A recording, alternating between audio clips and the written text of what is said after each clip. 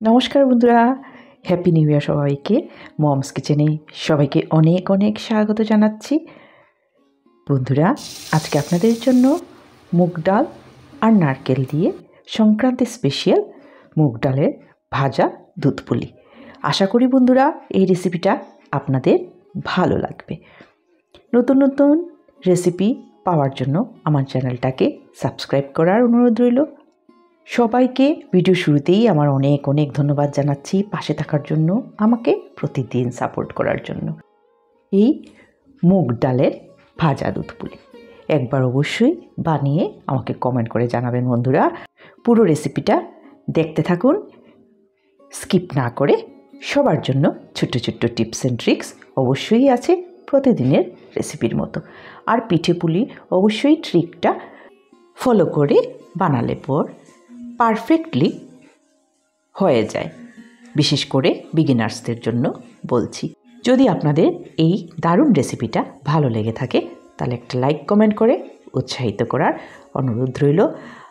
আর চ্যানেলটাকে সাবস্ক্রাইব করে bell আইকনটাকে click করে দেওয়ার জন্য অনুরোধ রইল। একটা প্যান বসিয়ে তার মধ্যে আমি 1 কাপ মুগ ডাল খুব ভালো করে রোস্ট করে নিচ্ছি। আপনারা দেখেই বুঝতে পারছেন এত দারুণ গন্ধ বেরিয়েছে। এইবার এটাকে খুব ভালো করে ধুয়ে পরিষ্কার করে আধা ঘন্টার জন্য ভিজিয়ে রেখে দিয়েছিলাম। ফুলে উঠেছে ডালটা।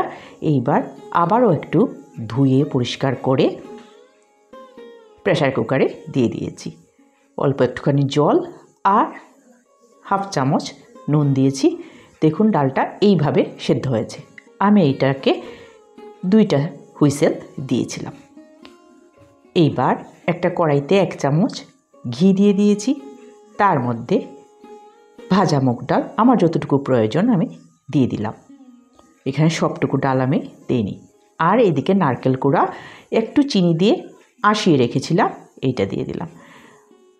হাফ কাপ লিকুইড দুধ দিয়ে দিয়েছি।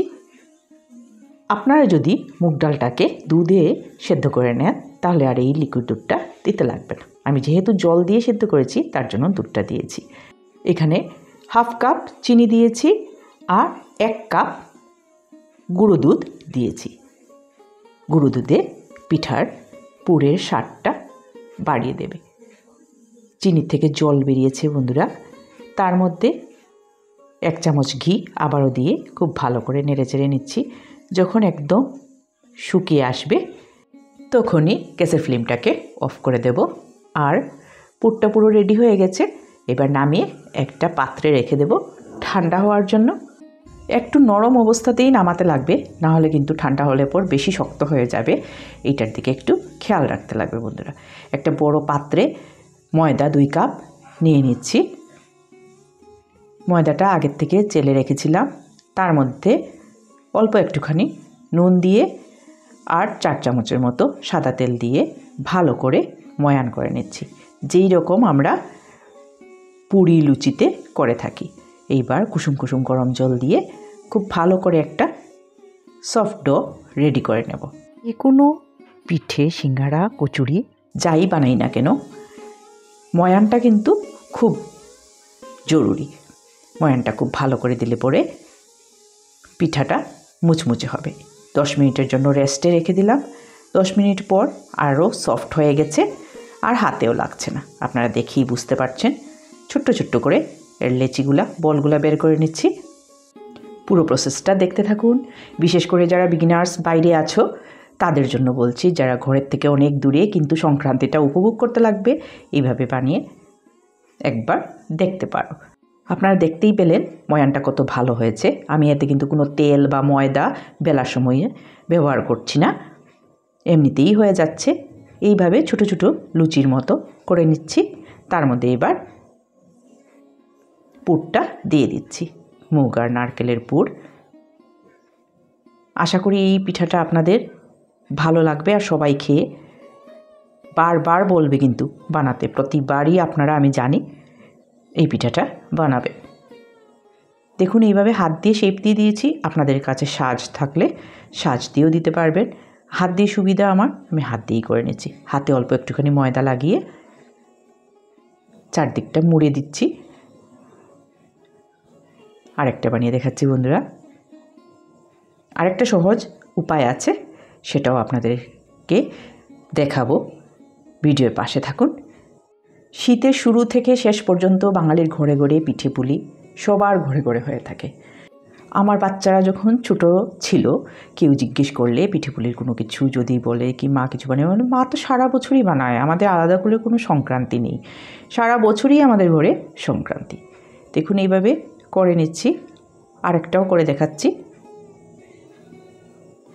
আমার ঘরে আমার বর, আমার ছেলেরা সবাই আমার হাতে পিঠে খেতে ভালোবাসে। আর আমার ঘরে সবাই রসে ভরা, দুধে ডুবানো এইগুলো পিঠে খেতেই বেশি ভালোবাসে, নরম নরম হবে। তো প্রায়ই পিঠে হয়ে থাকে। দেখুন ভালো করে কিন্তু সাইডগুলো এইভাবে চেপে দিতে লাগবে। এইবার একটা কাঁটা চামচের সাহায্যে এইভাবে সিল করে দিচ্ছি। ডিজাইনও হয়ে গেল আর ঝটপট হয়ে গেল, বেরোবার কোনো চান্স নেই। সব রেডি হয়ে গেছে বন্ধুরা। এবার পুলিগুলা ভাজার পালা। তার জন্য একটা লোহার কড়াইতে বেশ খানিকটা সাদা তেল দিয়ে গরমে বসিয়ে দিয়েছি। তেলটা খুব ভালো করে গরম হয়ে গেছে। এইবার একে একে পুলিগুলা দিয়ে দিচ্ছি। পুলি যেইভাবে ভাজে সেইভাবে লাল লাল করে ভেজে তুলে নেব। আমি প্রতিটা স্টেপ আপনাদেরকে বুঝিয়ে দেওয়ার চেষ্টা করছি, যারা একদম নতুন তাদের জন্য। গ্যাসের আঁচটা কমিয়ে দিলাম, আপনারা দেখেছেন। আঁচটা কমিয়ে বাড়িয়ে এইভাবে ভেজে তুলে নিতে লাগবে। প্রথমেই যদি বেশি হাই ফ্লেম থাকে তাহলে কিন্তু বাইরের দিকটা লাল লাল হয়ে যাবে আর ভিতরটা ভালো করে হবে না। আমি আরেকটা ব্যাচ দিয়ে দিয়েছি। গ্যাসের ফ্লেমটা একইভাবে বাড়িয়ে কমিয়ে নেব প্রয়োজন অনুসারে। এভাবে সবগুলো পুলি ভেজে নামিয়ে নিচ্ছি। খুব সহজভাবে রেসিপিগুলো আপনাদের কাছে রাখার চেষ্টা করি। সব ভাজা হয়ে গেছে। এইবার এখানে আমি 600 গ্রাম দুধ গরমে বসিয়ে দিয়েছি, তার মধ্যে কয়েকটা তেজপাতা দিয়েছি। দুধটা ফুটে ওঠার আগেই 1 কাপ গুঁড়ো দুধ দিয়ে দিলাম আর ঝটপট মিক্স করে মিশিয়ে নিয়েছি একদম ভালো করে। ফুটে উঠেছে।